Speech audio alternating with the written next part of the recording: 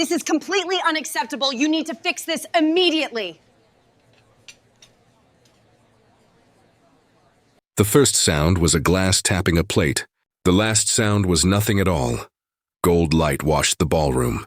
Chandeliers dripped crystal. A string quartet stitched a soft tune. It was a charity gala speaking the language of power. Black suits, bright diamonds, practiced smiles. At the center stood Helena Voss, Billionaire CEO, a woman shaped like a verdict. Her dress was mirror silver. Every surface returned her image. People opened for her the way doors do. Across the floor moved Amara Bennett, a young black waitress in black and white. Her hair was pinned back, her steps measured, her tray steady. On it, 4 flutes of champagne. In her apron pocket, a folded note with a rent due date in careful blue. A donor gestured wide and clipped Amara's elbow. One flute leaped. Champagne kissed Helena's silver dress and broke into a wet star. The room gasped as if one body. Helena turned like a gate closing. Her eyes were cold glass. "You," she said, even and low. "Out." Amara steadied her breath. "Ma'am, the guest bumped me." "I saw what I needed," Helena replied. "You are finished here," the quartet faltered. Conversations thinned. Phones rose. The floor manager hurried over, whispering apologies. Helena did not face him.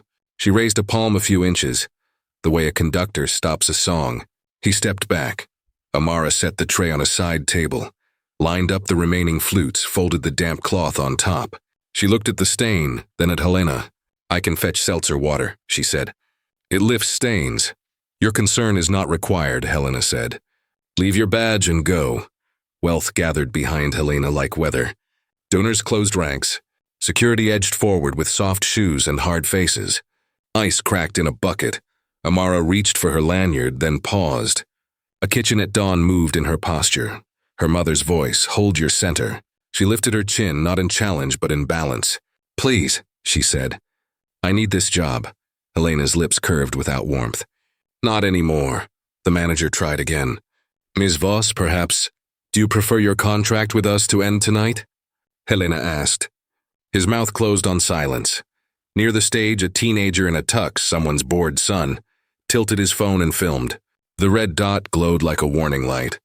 Amara slid the lanyard free and placed it on the table, neat as a receipt. She smoothed her apron.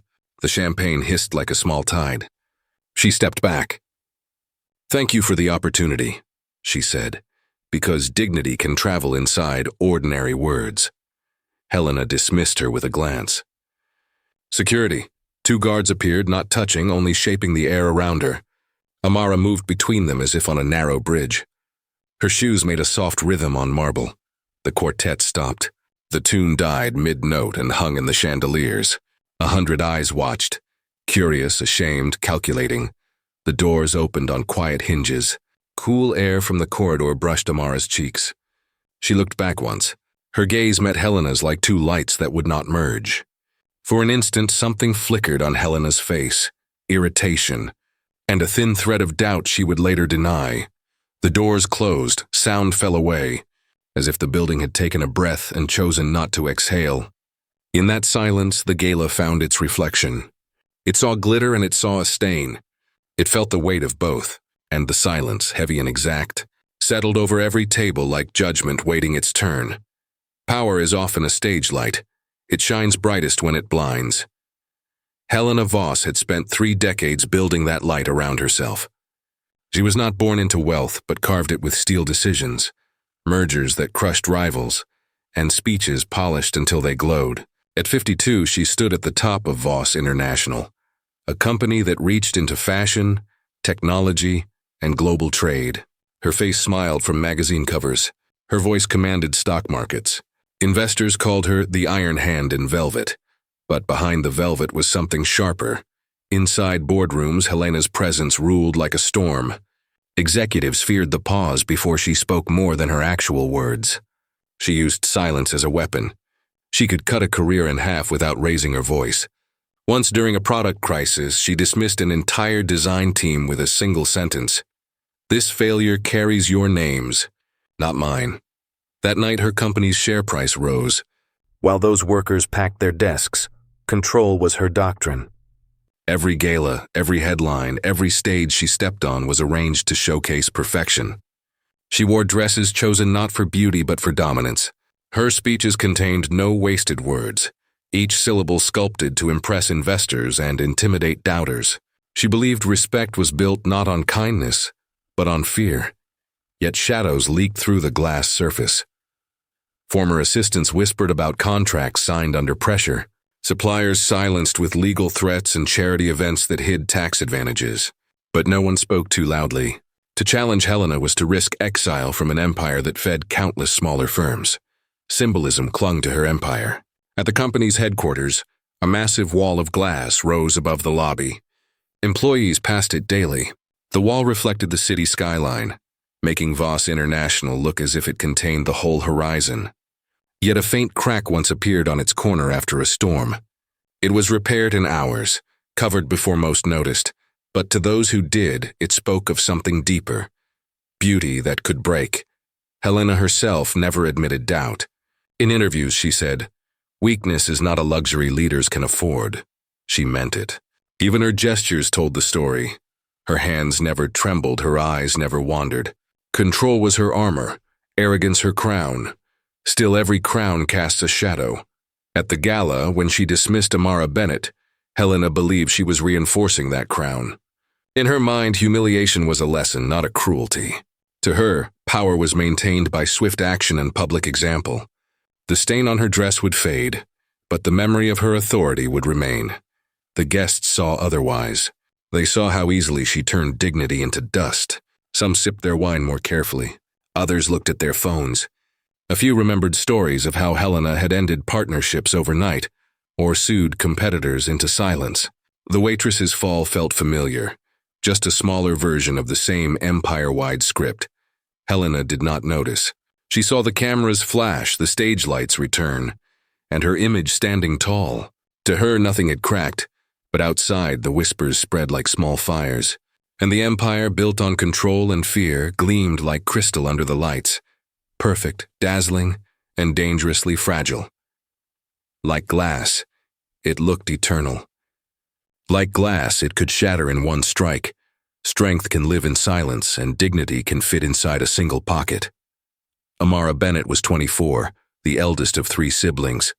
She carried responsibility the way others carried jewelry, visible not to strangers but heavy on her skin. That night, she wore the black and white uniform of the catering staff. Crisp shirt, stiff apron, and shoes that pinched.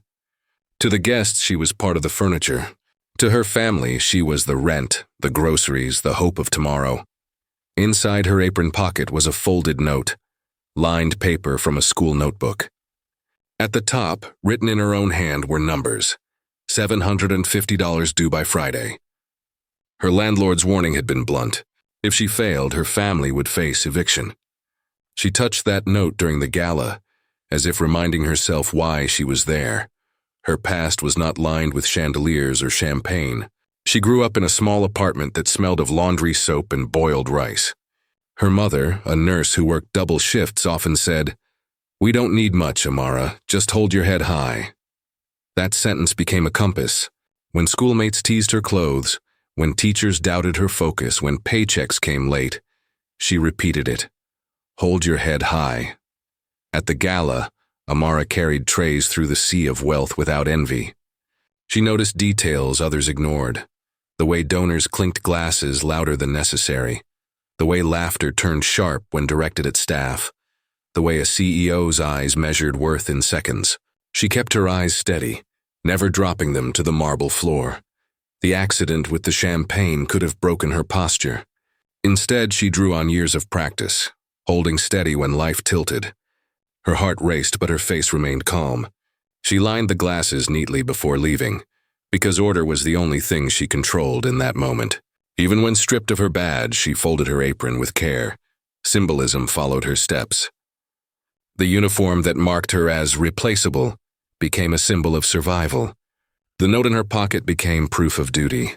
The memory of her mother's voice became armor. She was not only a waitress, she was a daughter carrying her family forward, a sister keeping promises, a worker whose hands built dignity out of small acts. That night, while Helena Voss returned to her spotlight, Amara walked into the cool corridor beyond the ballroom. The doors closed behind her, but her presence did not vanish. In the minds of those who had watched, her quiet courage lingered. Guests remembered not just a billionaire's anger, but a young woman's composure. They recalled her steady eyes, the way she spoke plainly, the way she left without breaking. The contrast was sharp, wealth exploding in pride, humility shining in silence. Amara became more than a victim of power. She became a measure against it. Her dignity stood taller than the empire that tried to erase her. And in memory she rose higher than the woman who had cast her out. A single act of cruelty can echo louder than the music meant to hide it. The gala resumed after Amara's dismissal, but the air had shifted. The chandeliers still poured light, the quartet resumed its melody, and waiters still glided between tables. Yet beneath the glitter, something unspoken pressed down on the room. Silence clung to the edges of conversation, shaping every glance. Guests shifted in their seats, uneasy. A senator leaned close to his wife and whispered, "Did you see her face?" A donor stirred the ice in his glass, staring at the tablecloth rather than Helena Voss. The laughter that once bounced freely now broke awkwardly, then stopped short. Symbolism appeared in the smallest details. Champagne glasses trembled in hands that tried to appear steady. A guest set her flute down too quickly, and the glass rang against the marble table. The sound was sharp, like a reminder that fragility was everywhere. Helena, unmoved, carried on as though nothing had happened. She posed for photos, her silver gown catching the light like armor. She raised her chin higher, refusing to acknowledge the whispers. To her, the incident was over, buried under her authority. To the room, it was far from finished. Across the tables, the contrasts grew clear. Some guests leaned in with hushed voices, curiosity mixing with discomfort. Others sat straighter, as though distance might protect them from judgment. A few smiled too brightly, performing indifference. But no one truly escaped the shadow of what they had seen. A businessman tugged at his cufflinks, remembering a contract threatened by Helena years before. A young philanthropist bit her lip, recalling headlines about ruthless lawsuits. The waitress's calm exit had unlocked memories, and those memories spoke louder than the music. The quartet played on, but their notes wavered. One violinist missed a beat, her bow slipping for a fraction of a second. It was enough. The melody, meant to smooth over discomfort, instead revealed it. Then came the murmurs. Quiet at first, like water under a door, then spreading. It was unnecessary. She begged for her job. Imagine being treated like that. The words were small, but their weight grew as they passed from table to table. Helena raised her glass to toast a partner, her smile fixed. But when she lowered it, she noticed fewer eyes meeting hers. Respect, once automatic, now faltered. The room no longer reflected her glory. It reflected unease. In the corner, a teenager in a tux sat apart, bored with adult speeches. He had seen the whole exchange, phone resting on his knee. When Amara placed her badge on the table, he had pressed record. Now the screen in his hand glowed quietly, capturing what others wished to forget. His lens caught the contrasts, the silver gown, the spilled champagne, the steady eyes of a waitress walking out, and the stillness that followed. He tilted the phone slightly, careful not to draw attention. One button, one clip, stored the truth no toast could erase. The gala pressed forward, but its surface was cracked. Under the music, under the laughter, under the performance of wealth, the ripple spread. The act that Helena believed buried had only begun to rise, and in a quiet corner, the red recording light burned, small, steady, and unstoppable. It began as a spark in a single hand, and within hours it burned across the world. The teenager's phone clip left the gala like a secret whispered into a storm. He pressed share, and the image of Helena Voss, silver dress stained, voice sharp and finger pointed, slipped into the endless current of the internet. At first it was nothing, one post among millions. But truth has a way of finding oxygen. The first ripples appeared on social media. A caption read, "Billionaire CEO humiliates waitress at charity gala." Beneath it, the short video played, Amara's steady eyes, Helena's dismissive command, the silence that swallowed the room. People stopped scrolling. They watched again. They shared. Outrage does not travel in whispers. It travels in shouts that multiply. Screens lit up in bedrooms, coffee shops, subways, and offices. Students replayed the moment between classes. Workers passed phones across lunch tables. Strangers tagged each other. See this? Watch the look in her eyes. What had been a private humiliation became a public reckoning. Algorithms sensed the fire and fed it fuel. Platforms pushed the clip higher, measuring its heat in clicks and comments. Every second, new viewers joined. Outrage became data, and data became visibility. The digital machinery that once elevated Helena's speeches and glossy campaigns now turned against her with equal force. Hashtags flared: dignity over wealth, justice for Amara, Helena Voss exposed.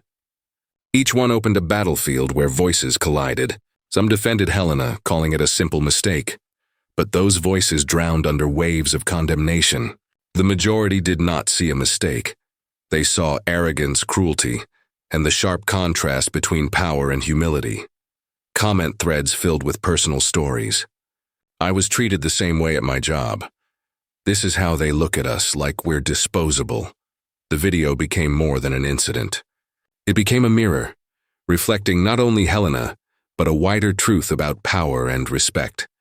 News outlets picked it up within hours. Morning shows played the clip, their anchors speaking in measured tones, pausing on Amara's calm exit. Online newspapers wrote headlines that cut like glass.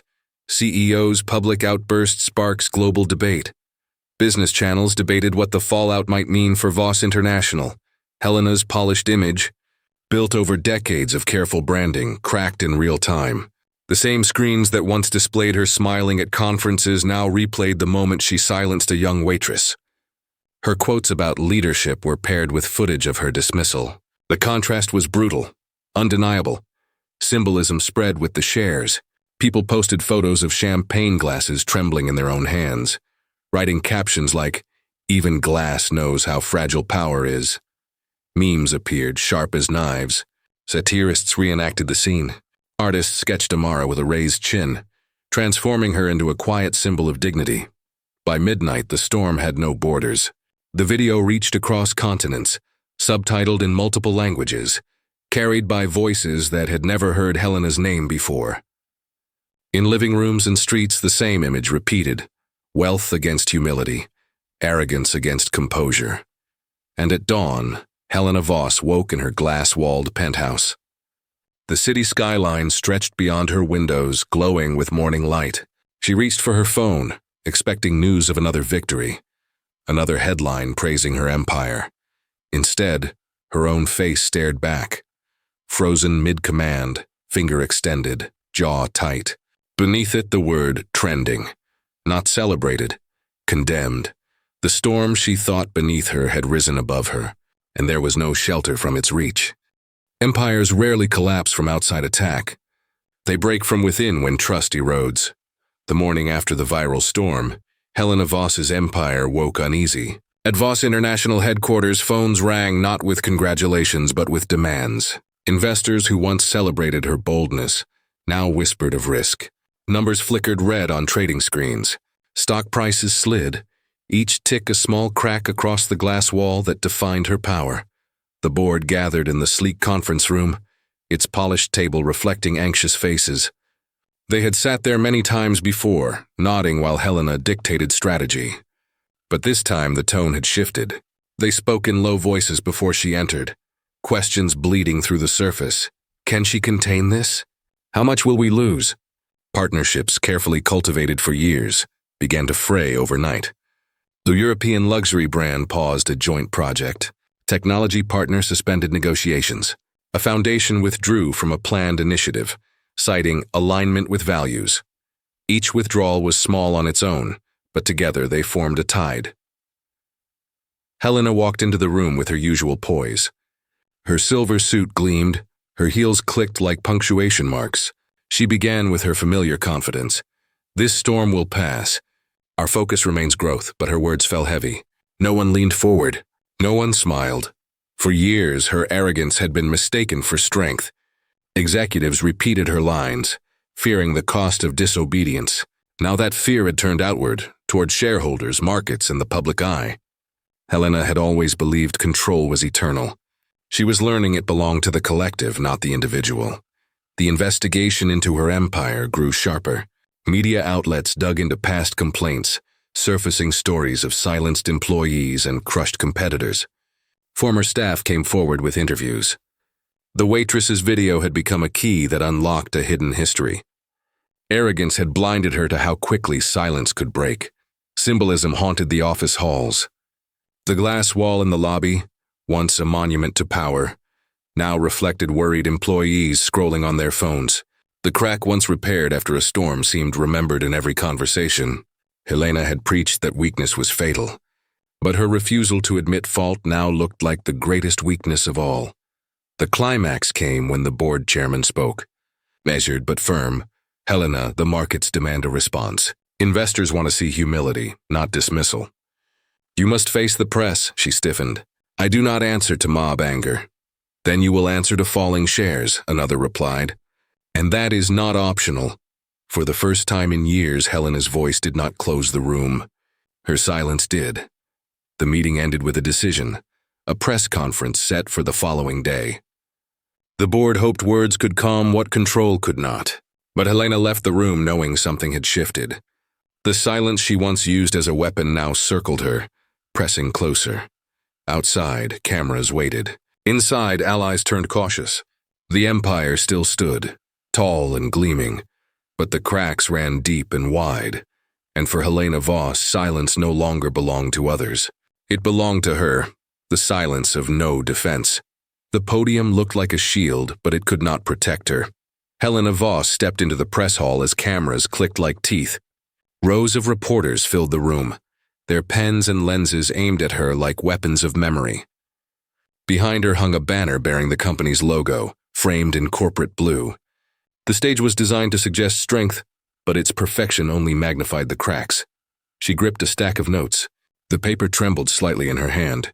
For years, she had spoken without scripts, her confidence smooth as steel. Now, she clung to printed words drafted by advisors. Symbolism bled through the gesture, power leaning on paper, certainty replaced by prompts. She cleared her throat. "Good morning. I wish to address the recent events circulating online." Her voice carried, but it did not command. The microphones caught each syllable, spreading them instantly across networks and streams. Millions watched from homes, offices, and phones. Her speech began with carefully chosen lines. "I regret the misunderstanding. The incident was unfortunate. I have always valued respect in the workplace." But each phrase rang hollow, mismatched with the video replayed behind every eye in the room. Reporters exchanged glances. They remembered the sharpness of her dismissal, the cold dismissal of dignity, the silence that followed. Her words now, measured, cautious, calculated, sounded less like truth and more like survival. The rising conflict grew as questions formed before she finished speaking. A journalist stood. "Ms. Voss, if you value respect, why did you humiliate a waitress in front of hundreds?" Another followed. "Do you take responsibility for her losing her job?" Each question pierced through the scripted walls she built. Helena tightened her grip on the notes, scanning them as though the answers were hidden in bullet points. She repeated phrases. "I cannot comment on private employment matters. Steps will be taken to improve training." The repetition exposed the emptiness. The backdrop betrayed her further. The corporate banner, meant to project stability, now looked staged, artificial. The bright lights turned her silver suit harsh, almost metallic. The image of power she once wore like armor now appeared like costume under interrogation. The climax arrived when she attempted apology. "To the young woman involved, I say, I am sorry if my actions were misunderstood." The sentence collapsed under its own weight. The conditional "if" showed not humility but avoidance. The apology was not an offering but a deflection. The crowd did not clap. No cameras lowered. Instead, silence stretched across the hall, heavier than any noise. Reporters stared. Viewers at home typed furious comments across glowing screens. The stillness held judgment, not forgiveness. Helena folded her notes, forcing them into a neat stack, as if control could be restored by order. But order was gone. Her empire's strength had been performance, and performance had failed her. She left the podium, her heels echoing on the stage floor. The microphones remained, empty and buzzing, amplifying nothing but the silence she left behind. In that silence, a truth settled. Dignity cannot be restored through scripted lines. It returns only through actions that match the weight of words. And Helena Voss, once the architect of fear, now stood as a figure whose voice no longer carried power. The hall did not erupt in applause. It did not forgive. It simply watched, unblinking, as she walked away under the banner of her own undoing. A single voice, steady and calm, can cut through the noise of a storm. Days after Helena Voss's hollow press conference, the media turned their attention to the woman at the center of it all, Amara Bennett. Unlike the CEO, she did not appear on a grand stage or behind a polished podium. Her interview took place in a modest community center, the hum of vending machines in the background, folding chairs lined against the wall. The setting itself spoke of truth, plain, unguarded, free of performance. Amara sat across from a journalist, her hands folded loosely in her lap. She wore no uniform now, only a simple blouse. But her composure was the same. The camera framed her face and millions leaned forward to listen. The journalist began gently, "Amara, what happened that night?" Her voice was even. "I was doing my job. A guest bumped my tray and a glass spilled. The CEO told me to leave. I asked to stay because I need the work. She said no." She paused, then added, "That is the truth." There was no anger in her tone, no bitterness. Each word landed with quiet weight. She did not try to decorate the moment or exaggerate it. She only described what happened. And in the simplicity of her account, dignity took form. The interviewer leaned closer. "What would you like to say to Helena Voss now?" Amara drew a breath. "I don't wish her harm. I don't carry revenge in my heart. What I wanted that night, and what I still want now, is respect. Not just for me, but for everyone who works in places where people think staff are invisible. We all deserve dignity. We all matter." The rising conflict of the moment was not loud but sharp. While Helena had defended herself with rehearsed lines, Amara spoke with honesty that could not be scripted. Her words carried no defense, no calculation. They were a candle in the dark, a small flame, yet bright enough to show what arrogance had hidden. Symbolism deepened as she reached into her pocket and unfolded the note she had carried that night. On camera, she held it up, the paper with rent due, the numbers written in blue ink. "This was why I worked that gala," she said. "Not for glamour, not for praise. I worked because I have a family to support, and bills that do not wait. People like me hold this paper every month, and still, we hold our heads high." The journalist's eyes lowered, and for a moment even the camera seemed to bow. Amara folded the note back with care, as if protecting its lesson. The climax arrived not in volume but in clarity. "I am not less because I serve," she said. "Work does not take away dignity, but the way people treat workers can." The interview closed with no rehearsed slogan, no grand gesture, just a calm smile and a thank you. When the clip aired, it spread with the same force as the original video, but this time it was not outrage that carried it. It was respect. People posted her words with captions like, "This is what truth sounds like." And in that moment, the world saw her not as a victim but as a voice of truth. The narrative no longer belonged to Helena Voss. It belonged to Amara Bennett, whose candle lit the path forward. Power falls loud in public, but its last plea is always whispered in private. Weeks after the storm, Helena Voss arrived unannounced at the same community center where Amara once gave her interview. She wore no silver gown now, only a dark coat that blended into the shadows. The woman who once commanded boardrooms now stepped quietly, as if fearing her own footsteps. Inside, Amara was helping set up chairs for an evening class. She looked up surprised but did not move. Helena paused at the doorway, her hands tightening around a leather purse that seemed too heavy for its size. The air carried no cameras, no applause, no defenses, only the stark presence of two women bound by one memory. Helena spoke first. "I need to say what I could not say before." Her voice was low, stripped of polish. "I was wrong. I humiliated you, and now I am the one humiliated." She faltered, searching for the right ground. "Please, I am asking for your mercy." The reversal was complete. The woman who once dismissed others with a glance now searched for forgiveness in the eyes of the one she had cast aside. It was a mirror, cruel and exact, her own past actions reflecting back, leaving her exposed. Amara did not rush to answer. She studied Helena, not with anger but with clarity. In her silence lived the weight of every worker treated as invisible, every voice silenced under wealth. That silence pressed heavier than any accusation. Finally, she spoke. "I cannot erase what you did, but I will not carry hate for you. Mercy is not mine to give in words. It is in how I choose to live. I will move forward with dignity. Whether you change or not is your choice." Helena's eyes lowered. For the first time in her life, she was the one dismissed, not by cruelty but by truth. She nodded slowly, as if receiving a verdict that needed no judge. Symbolism lingered in the room. The folding chairs, plain and sturdy, stood as stronger foundations than the glass towers she had built.